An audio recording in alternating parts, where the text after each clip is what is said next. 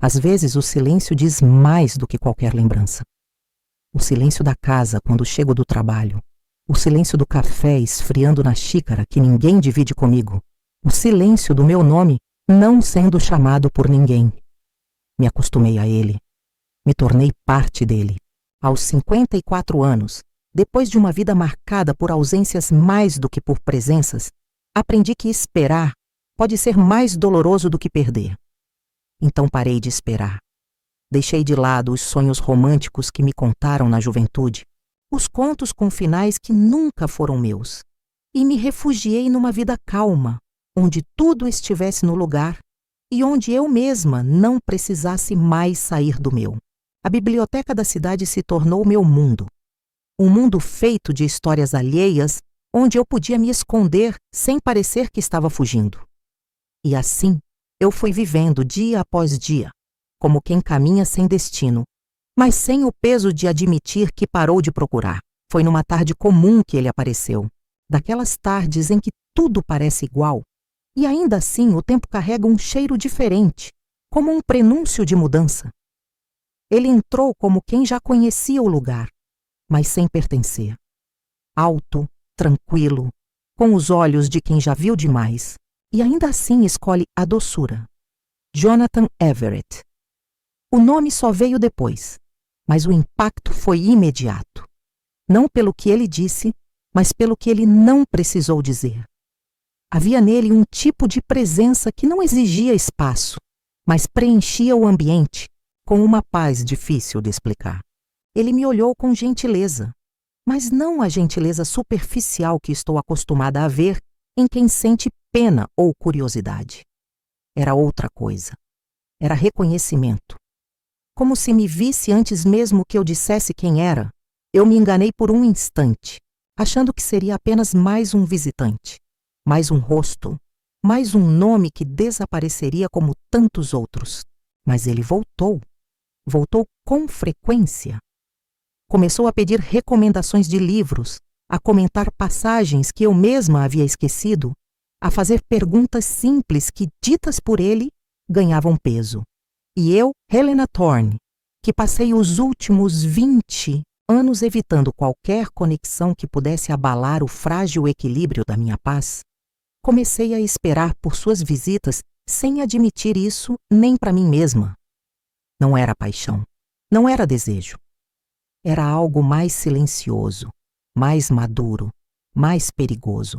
Era esperança voltando a respirar dentro de mim. E por mais que eu quisesse resistir, algo me dizia que Jonathan não era apenas um homem que cruzou o meu caminho. Era um capítulo que a vida, com muito cuidado, havia guardado para o momento certo. Ele nunca me perguntou sobre o passado. Nunca quis saber quem me magoou, o que me fez endurecer, ou quantas vezes eu quase amei e recuei. Jonathan não veio com a pressa de quem quer conquistar. Ele veio com a presença de quem quer ficar. E essa diferença tão sutil e tão profunda me desarmou mais do que qualquer palavra bonita. Aos poucos, ele foi se fazendo parte da minha rotina. Sentava-se na mesa perto da janela, lia em silêncio, às vezes me olhava como quem reconhece algo que também carrega. Nunca me pediu nada. Apenas existia ali, dia após dia, com a constância que me faltou por anos. E era essa constância, esse modo calmo de permanecer, que mais me desconcertava. Comecei a notar que ele chegava nos dias em que eu estava mais quieta, nos dias em que eu mal dizia bom dia, nos dias em que os olhos denunciavam um cansaço que o corpo tentava esconder. Era como se ele soubesse, como se, mesmo sem intimidade declarada, houvesse entre nós uma ponte invisível. E o mais curioso era que ele nunca atravessava essa ponte antes de mim.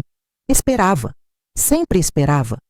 E eu, que vivia a vida inteira sendo ultrapassada, empurrada, esquecida, comecei a encontrar um espaço onde finalmente podia escolher o ritmo. Começamos a conversar sobre livros, sim. Mas logo estávamos falando sobre o tempo, sobre café, sobre infância, sobre solidão. Não nos aprofundávamos demais, mas também não flutuávamos na superfície. Era como se cada palavra tivesse o peso certo, a medida exata.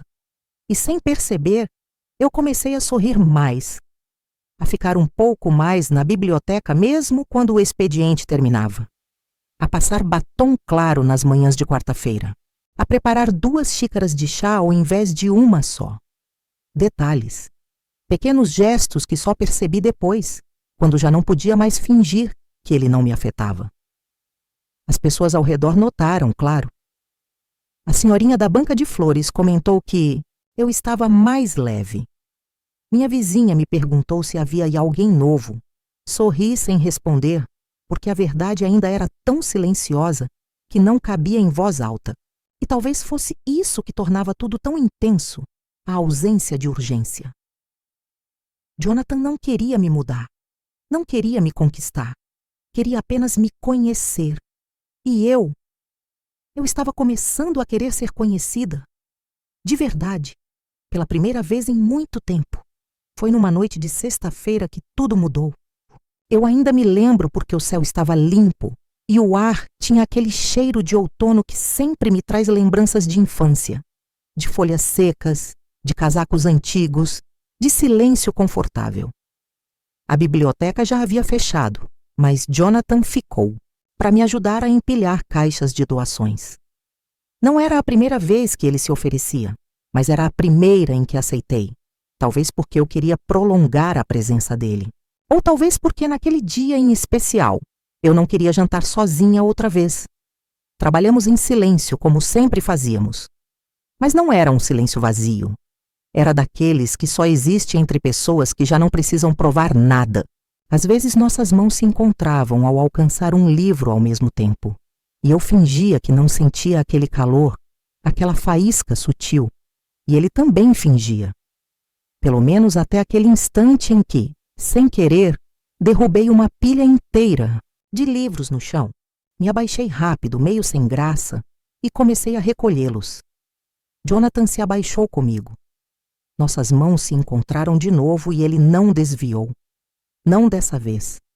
Quando levantei os olhos, ele me olhava com um tipo de calma que não se aprende. Era como se ele me visse inteira, não só ali, ajoelhada entre livros e poeira, mas em todas as versões que fui e escondi. E então, com a voz baixa, rouca e firme, ele disse: "Te esperei a vida inteira." Não sorriu. Não precisou. Aquela frase não foi dita como um galanteio. Foi uma revelação. Um sussurro que carregava décadas de busca, silêncio, ausência. E naquele segundo, tudo dentro de mim se desfez e se reorganizou, porque eu soube com uma clareza cruel e bonita ao mesmo tempo que ele dizia a verdade. Que enquanto eu achava que havia sido esquecida pelo amor, ele, em algum lugar do mundo, estava esperando. Não por uma mulher ideal, não por uma princesa de conto de fadas, mas por mim, com minhas cicatrizes, com minhas pausas, com meus muros. Não respondi com palavras. Apenas olhei nos olhos dele por tempo suficiente para que ele entendesse que eu sentia o mesmo. E ele entendeu. Porque quando o amor chega assim, maduro, sereno, real, não precisa ser explicado. Só precisa ser vivido. Nos dias que seguiram, tudo parecia igual por fora. Os mesmos caminhos, os mesmos horários, os mesmos compromissos previsíveis que compunham minha rotina com a precisão de um relógio antigo. Mas por dentro, algo havia mudado profundamente. Não era euforia. Não era aquela pressa de adolescente que se confunde com amor. Era um silêncio novo, cheio, denso, doce. O tipo de silêncio que acompanha o que é verdadeiro. O tipo de silêncio que aquece. E pela primeira vez em muito tempo, eu me sentia acompanhada mesmo quando estava sozinha. Porque ele existia dentro de mim agora. Não como uma lembrança, mas como presença viva. E era estranho, reconfortante e assustador. Jonathan não mudou depois daquilo. Ele continuava a vir com a mesma calma, o mesmo sorriso discreto, o mesmo respeito pelos meus tempos e espaços, mas havia um novo cuidado em seus gestos. uma leveza ainda mais visível em sua voz, como se, depois daquela frase dita no chão da biblioteca, algo entre nós tivesse se assentado. Já não existia mais dúvida no ar. Só o medo, o meu. E esse medo não era por ele, era por mim, por tudo que eu já tinha enterrado, por tudo que eu me prometi não reviver. Eu não sabia ser amada assim, com paciência. Eu sabia ser deixada, ignorada, interrompida, mas amada com constância.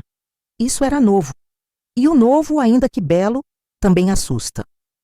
Comecei a notar pequenos sabotadores dentro de mim, pensamentos que diziam que não era real, que ele me deixaria, que algo daria errado. Vozes antigas, alimentadas por histórias passadas, vinham me lembrar das quedas. E era nessas horas que eu me retraía, que recusava convites com desculpas pequenas, que evitava olhar muito tempo para ele com medo de mostrar tudo o que já doeu. Mas Jonathan, ele via e não pressionava. Apenas me oferecia a mão e esperava. Como sempre fez, uma tarde, ele me levou para caminhar num parque nos arredores da cidade. Nada especial, só árvores antigas, folhas caídas e silêncio. E foi ali, entre uma conversa sobre livros e uma piada sussurrada, que ele parou, pegou minha mão com firmeza e disse: "Você não precisa correr. Eu vim por você, não pelo destino." Aquilo me desmontou, porque ninguém jamais me deu tempo. E ele estava me dando o que eu mais precisei na vida inteira: tempo para confiar, tempo para florescer, tempo para sentir sem culpa. E foi nessa tarde, enquanto caminhávamos sem rumo certo, que entendi que o amor não é um salto, é um caminho. E com ele, eu não precisava correr. Eu só precisava caminhar e permitir.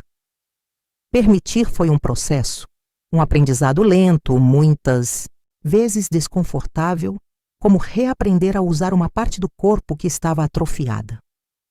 Era estranho acordar e saber que alguém pensava em mim antes mesmo que eu dissesse bom dia.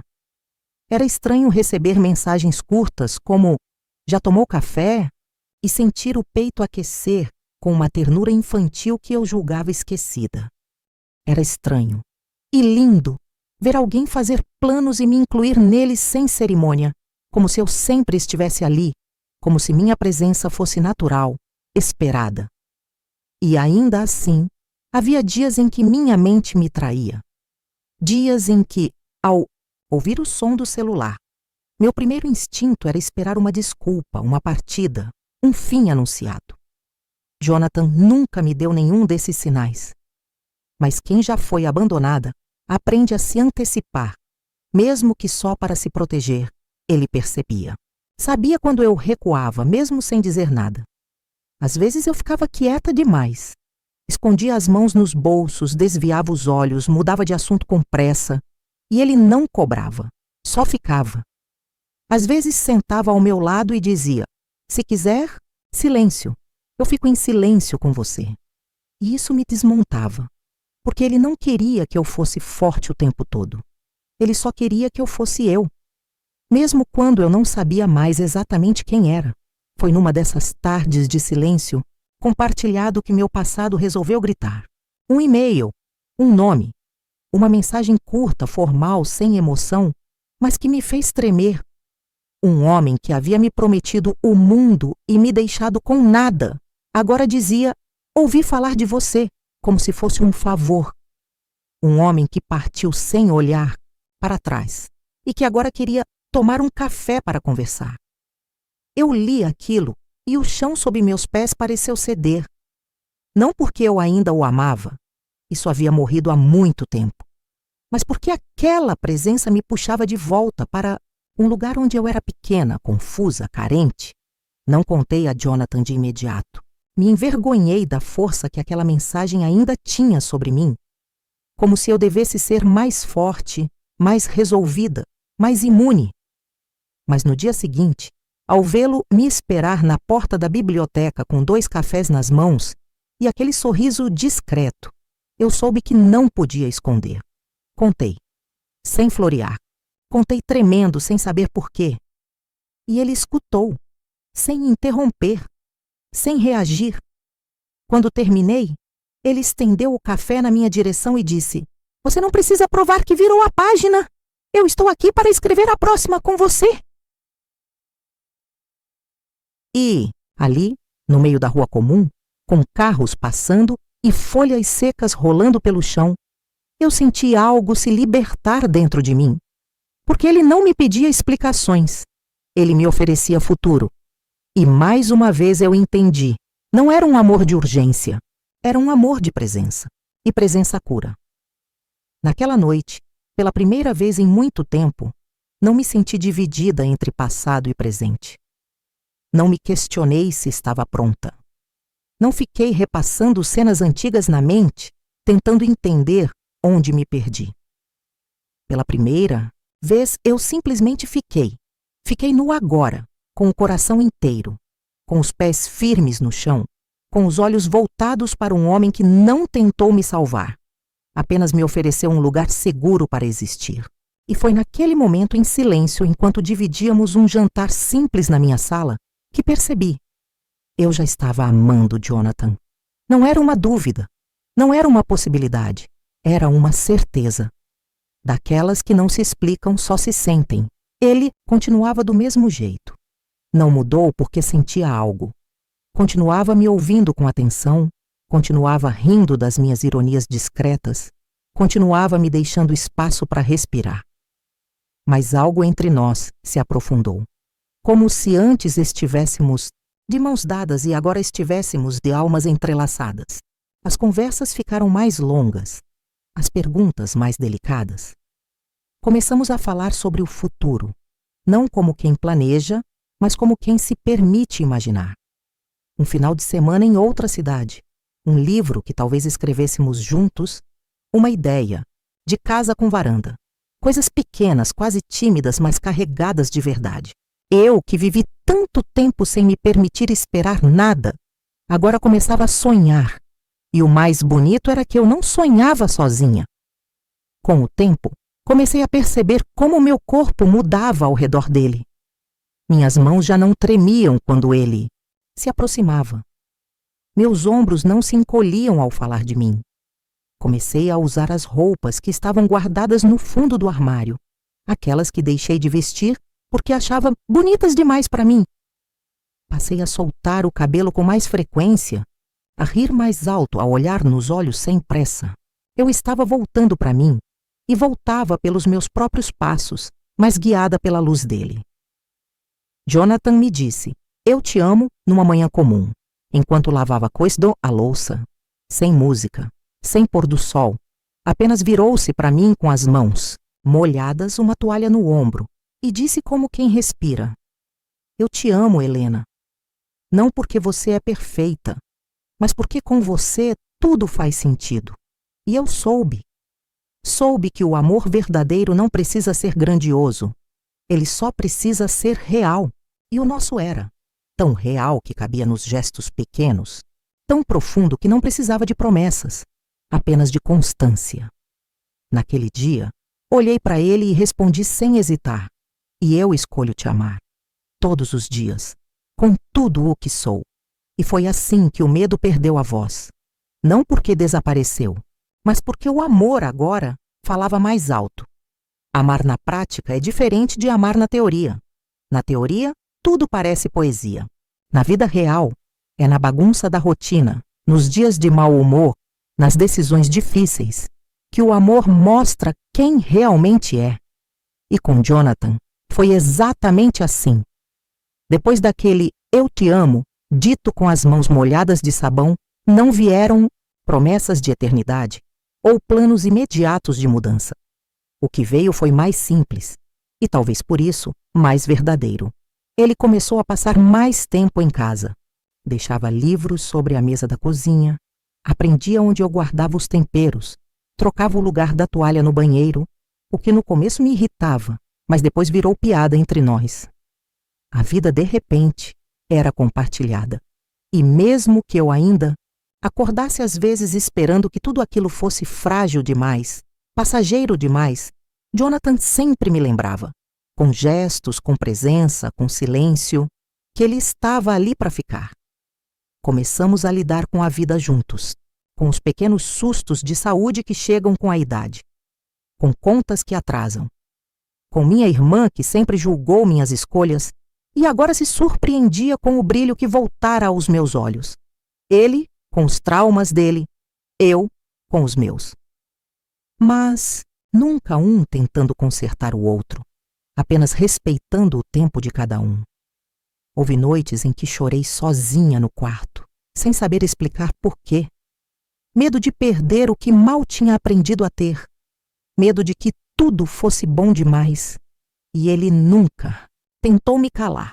Apenas sentava ao meu lado, colocava a mão nas minhas costas e ficava, presente, sem pressa, como se dissesse mais uma vez: te esperei a vida inteira, não vou embora agora. E eu que já fui amor não correspondido, que já fui escolha, de última hora, que já fui plano adiado, agora era prioridade, agora era amada com intenção.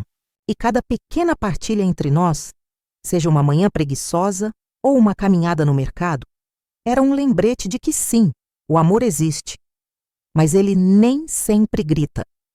Às vezes ele sussurra na porta da cozinha enquanto o café passa. Houve um dia, num domingo comum, que nos sentamos na varanda em silêncio. O mundo estava quieto e o sol começava a cair no horizonte. Ele pegou minha mão, entrelaçou os dedos nos meus e disse: se eu tivesse que passar mais 50 anos esperando, esperaria. Porque agora eu sei, tudo valeu por isso. E eu apenas sorri, porque o que tínhamos ali já não precisava de palavras. O amor verdadeiro, mesmo quando sereno, é testado. E o nosso foi, não com traições, não com dúvidas, mas com algo ainda mais humano, a fragilidade da vida.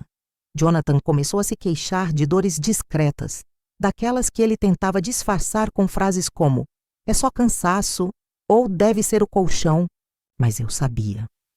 Não pelo que ele dizia, mas pelo que ele evitava dizer.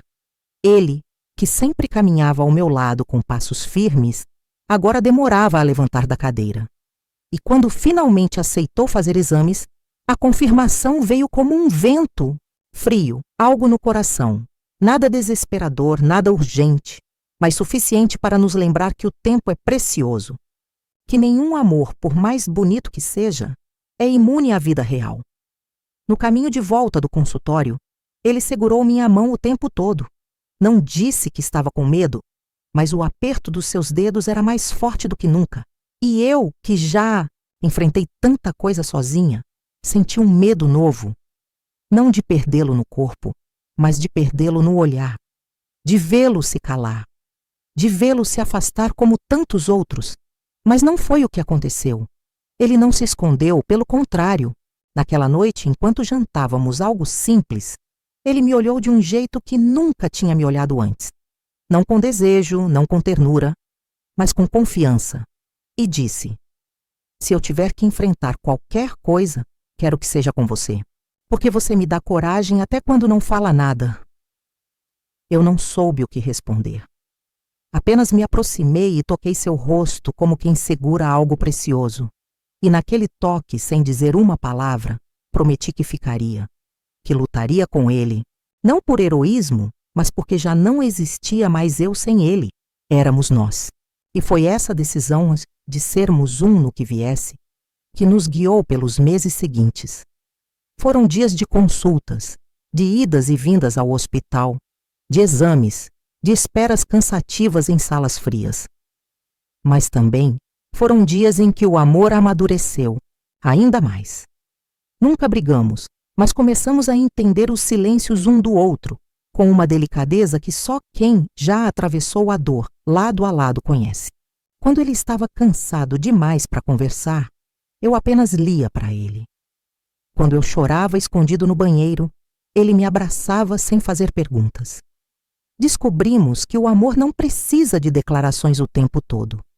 Às vezes, basta o som da respiração do outro no quarto, à noite, para lembrar que o amor está ali.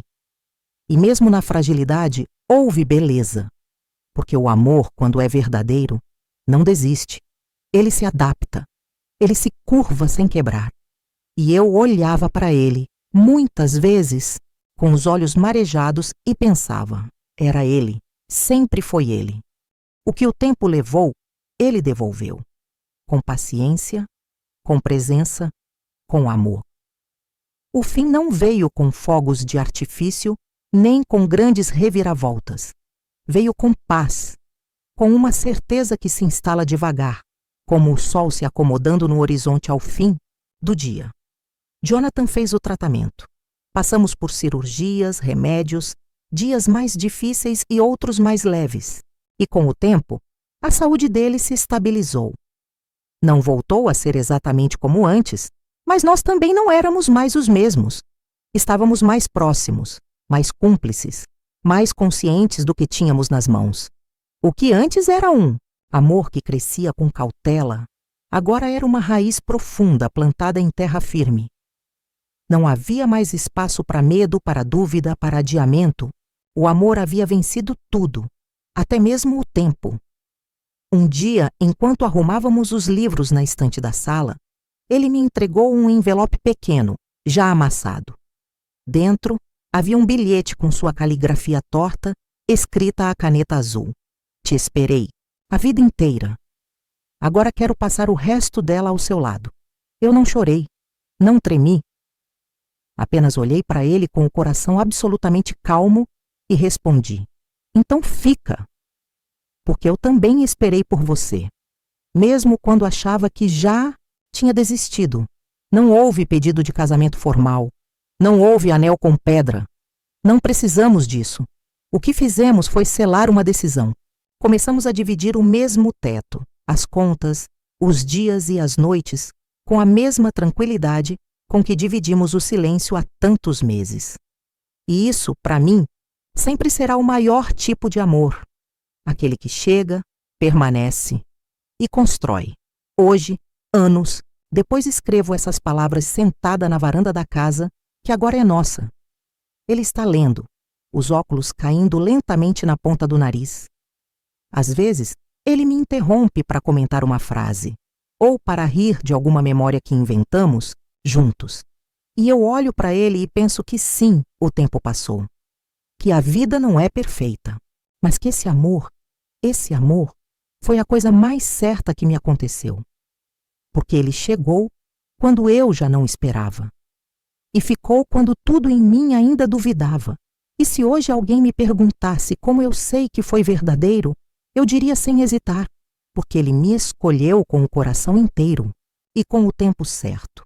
E porque quando ele disse, te esperei a vida inteira, eu finalmente entendi que o amor não chega atrasado. Ele chega quando a gente está pronta para ser amada de verdade. Hoje, meu amor tem rugas, e as minhas mãos também, mas nenhuma linha no rosto é mais forte do que a certeza que carrego no peito. Eu amei e fui amada, como sempre desejei, com calma, com verdade, com presença. Jonathan está aqui, agora, mexendo o chá com aquela lentidão que ele diz ser charme, mas que eu sei que é carinho. Às vezes me olha e sorri, como se ainda não acreditasse que tudo aquilo que esperou chegou mesmo. E eu sorrio de volta porque sinto o mesmo. Não vivemos um amor de cinema. Vivemos algo muito melhor. Um amor real. Feito de dias bons e dias em silêncio. De sustos e superações.